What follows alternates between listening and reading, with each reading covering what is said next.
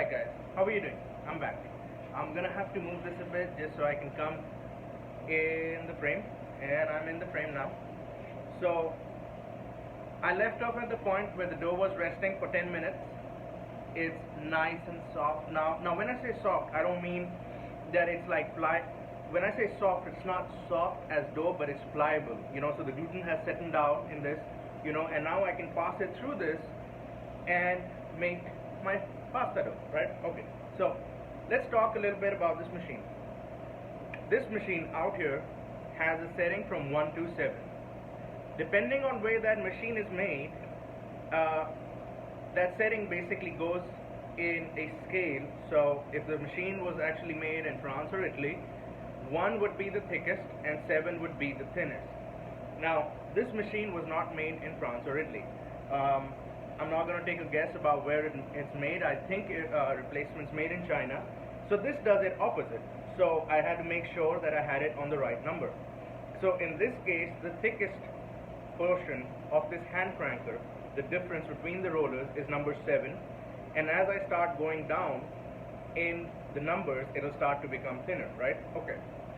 Now, this is the cranker.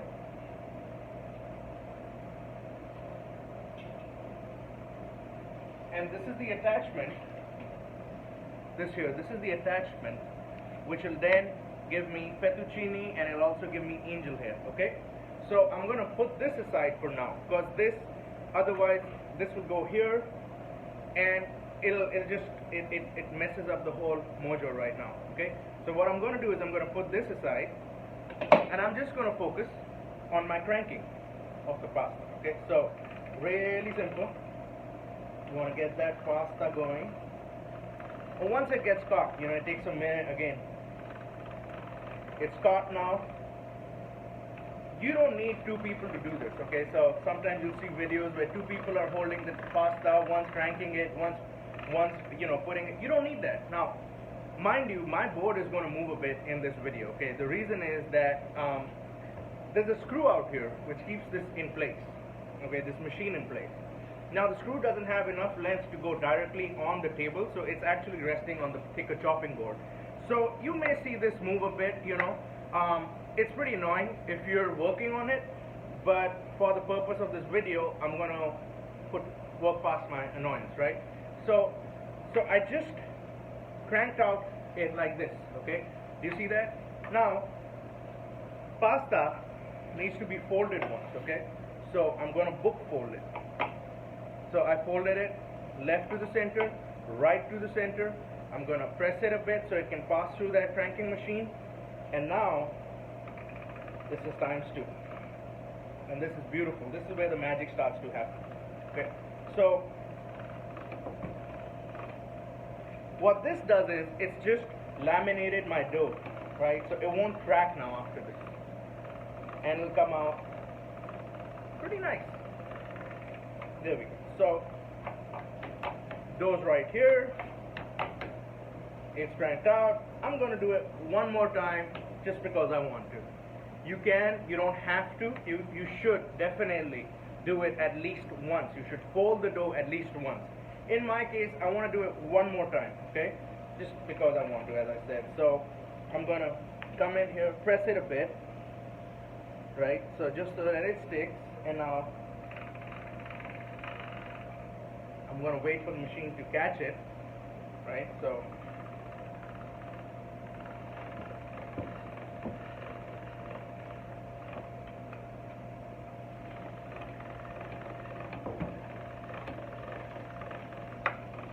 there we go. And here it is. Beautiful, okay?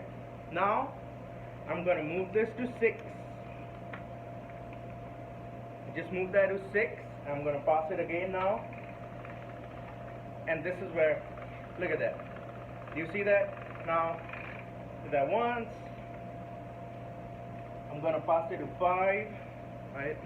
You'll start seeing how beautiful this pasta starts to get, So the moment it catches it, I don't need to hold it. I just need to use the second hand to do this, right? So, you'll see people where they'll be like 6, 5, 4. I'm at 4 right now, okay? So, I just drop it on the other side. There we go. Now, come to number 3.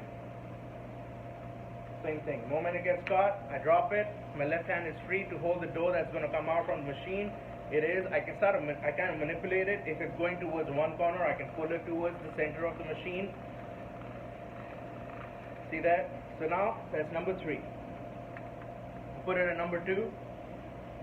And go back here again. It gets caught. I don't have to worry about it. It's already in the roller. I don't have to do anything related to that. Now, I want to put it here a bit because it's getting caught in the center. Look at that. You see that? Now, I'm going to put my hand under it. Before this, I was just using my fingers. But now I'm going to put my hand under it. It's starting to get a bit thin.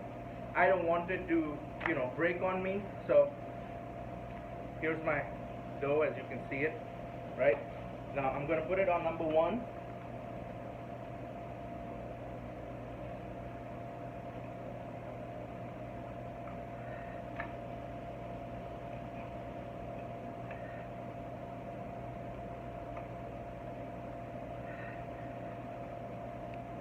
I'm waiting for the roller to catch it really.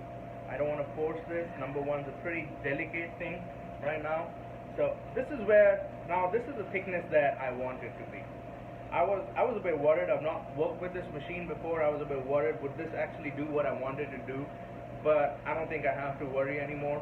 Number 1 seems to be a good thickness according to this machine, and it's working really well. So now you see, this is my pasta, right? So I can do this. I can just flip it around. Since my dough is it has almost no moisture, I don't need to use flour, okay?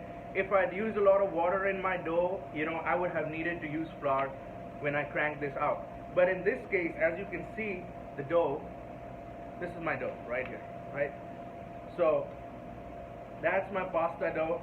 I'm gonna now show it to you again, but this time I'm just gonna focus on the chopping board and not myself. So I'm going to come around, adjust the camera, make sure it's working fine.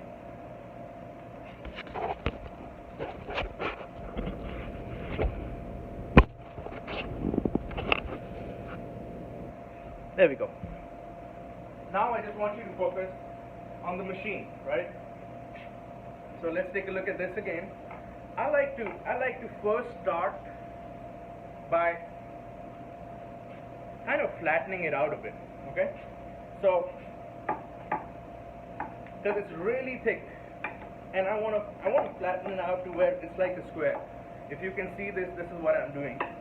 So I'm using a roller to kind of flatten it out, and I'm trying to maintain a shape on it. The shape is pretty simple. It's not a round. I want it to be a rectangle. That's the shape that the pasta is going to come out, and that's what I want it to be in. Just trying to keep it simple, right? So I've just done it to where I can get it through the roller, right? That's all I'm trying to do. I'm not trying to, do everything by hand. Now I have it to where kind of need to press it down a bit. It's got caught. The first time you crank it through the machine, it's gonna come out a little weird, okay? And that's why you wanna. So you want to stretch it out.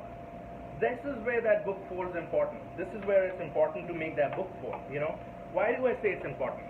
I'm gonna cut this part out a bit. Just trying to make it a little more uniform. The idea, as you've all read about food being uniform. The book fold, as I keep stressing, is important because it fortifies the dough. It solidifies it. It makes it to where you can use it without having a problem. So I fortified the dough. At least on one side, it's very even. That's the side I'm going to use when I put it through number 7 again. Now, if you had an Italian machine, you would be looking at number 1. But in this case, since it's a Chinese machine, I'm looking at number 7.